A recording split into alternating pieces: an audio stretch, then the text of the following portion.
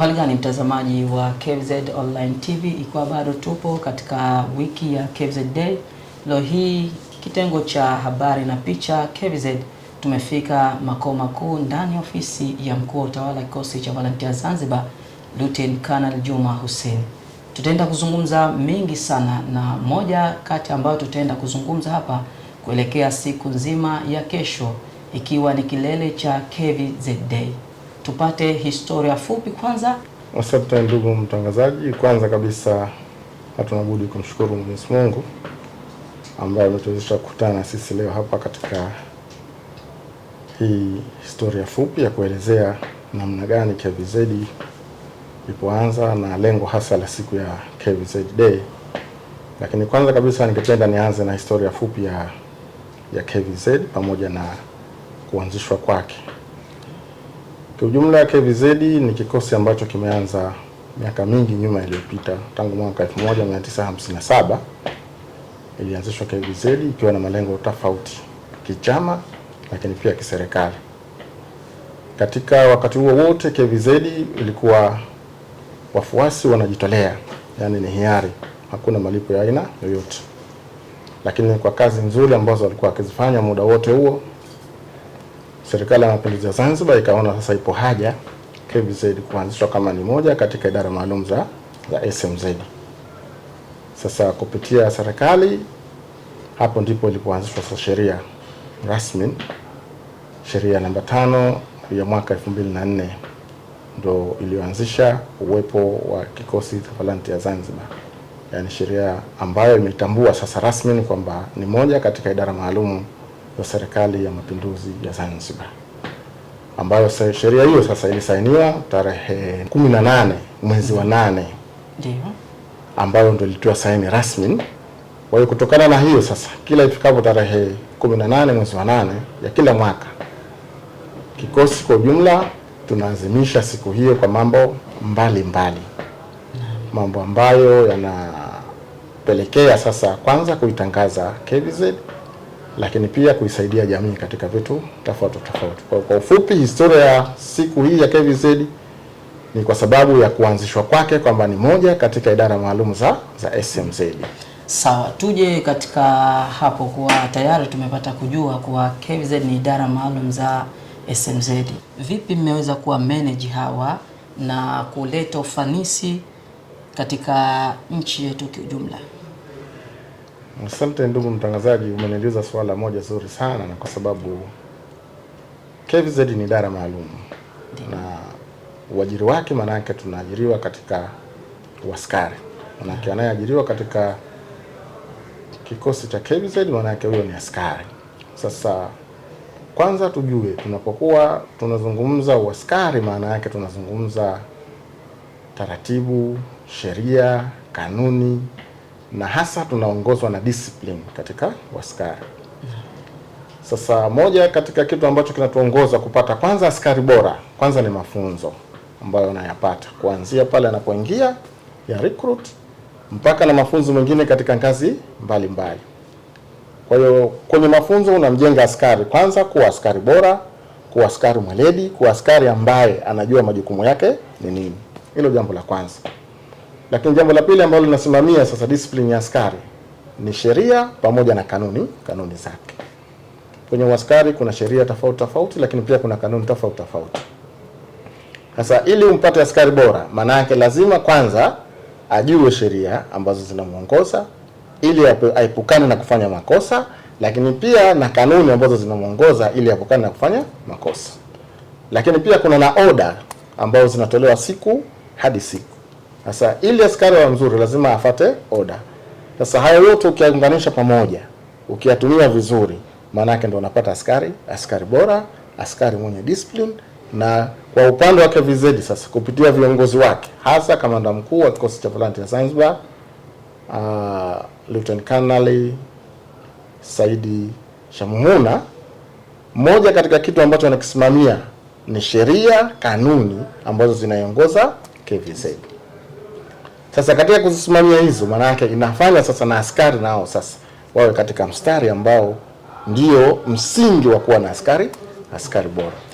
Okay, asante sana, lakini pia tumepata kushuhudia mmepiga hatua sana katika sekta ya afya.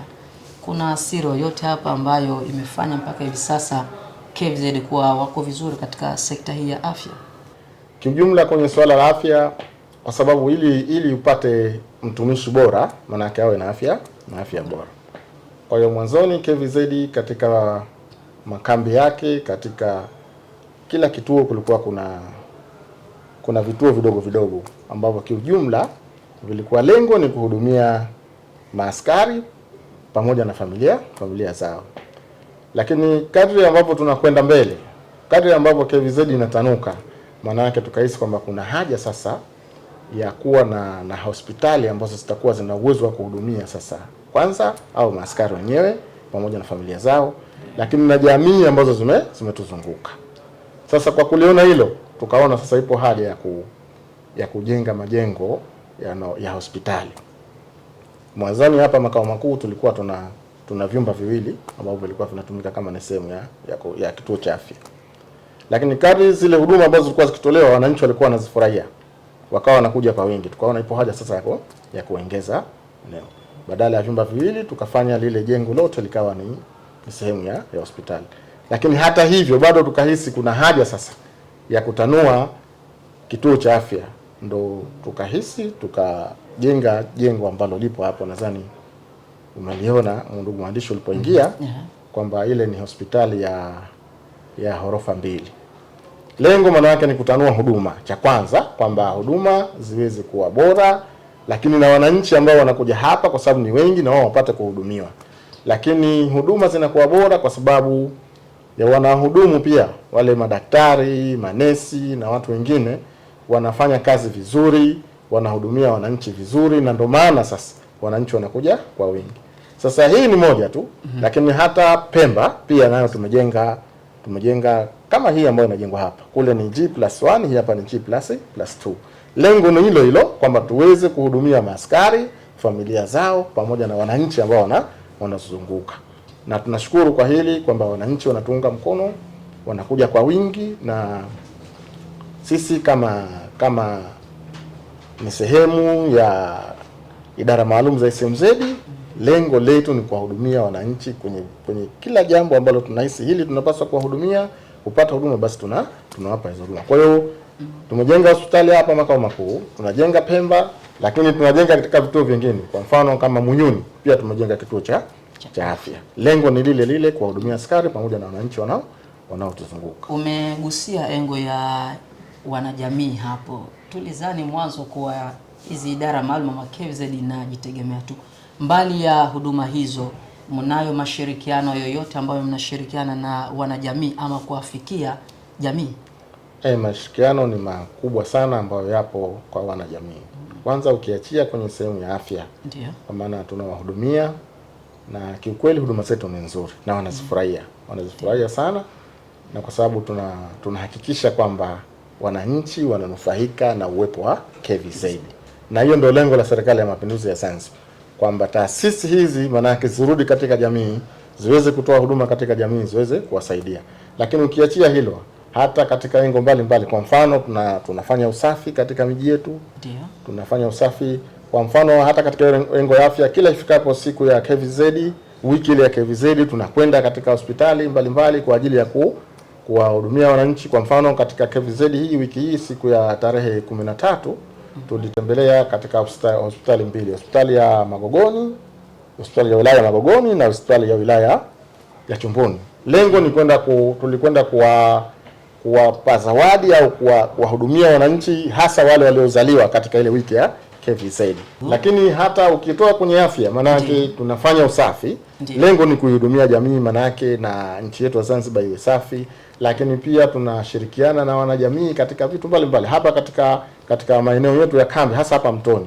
Wanajamii wapo wananufaika na sisi, wanapata huduma mbalimbali. Ukiachia hospitali, tuna huduma ya maji safi, wanakuja wanajamii wanaomba na tunawapatia, na vitu mbalimbali kwa lengo manake ni kuisaidia jamii. Tumalizie kwenye engo nzima ya michezo. Naona mmefanikiwa sana, hususan tukizitizama hizi timu zetu zote mbili, kwa upande wa wanawake na wanaume. Na hapa tugusie siri gani ya mafanikio? Ni uwekezaji tu ama wapiganaji na wazalendo ndio wanaenda kulifanikisha hili ili kuhakikisha kwa upande wa sekta ya michezo wanaitangaza vizuri? Kwenye sekta ya michezo, kwanza tujue michezo ni harama. Michezo ni harama, na ili uweze kusonga mbele lazima uwekeze katika michezo. Sasa KVZ kwa vile ni watu wa michezo. Kwanza niseme kwamba viongozi ambao wapo KVZ, tukianzia na kamanda mkuu mwenyewe na wasaidizi wake wengi ni watu wa michezo, wanapenda michezo. Sasa hili linaifanya KVZ sasa kuweza kuwekeza katika michezo. Kiujumla tuna timu nyingi, tuna timu ya netball, tuna volleyball, tuna football na michezo mingine mingi. Lakini huku tumejiwekeza zaidi hasa kwa sababu kwanza kuhakikisha michezo Zanzibar inakuwa, hilo la kwanza. Lakini pia kuhakikisha michezo ndani ya KVZ nayo inakuwa. Ndugu mtangazaji, sasa hivi kwa mwaka wa 6 mfululizo timu yetu ya netball KVZ imekuwa bingwa kwa mwaka 6 mfululizo.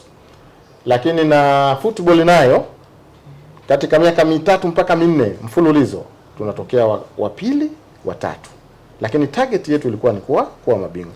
Lakini ndani ya mwaka huu, msimu uliopita, tumebahatika kuwa mabingwa. Hii si kwa bahati mbaya, kwa sababu tumewekeza.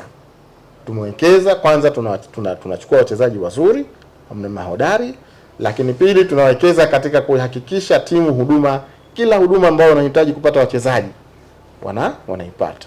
Jambo ambalo linafanya wachezaji wengi wa Zanzibar na nchi ya Zanzibar kutaka kuchezea timu ya KVZ. Hii ni kwa sababu ya uwekezaji ambao upo ndani ya kikosi cha Falanti. Na ni ukweli usiofichika kwamba kwa Zanzibar ukizitaja timu 5 basi KVZ haifiki ya 3. Kama hutohitaji ya kwanza, na hiyo pengine kwa sababu ya upendeleo tu. Lakini ukitaka kutaja timu bora Zanzibar basi ya kwanza ni KVZ. Na hii kutokana na uwekezaji wake. Sasa na ukitaka kudhibitisha hili, kesho tuna KVZ Day. Sawa? Kuna KVZ Day uwanja wa Mau, unaanzia saa 6 mpaka saa 2 ya usiku.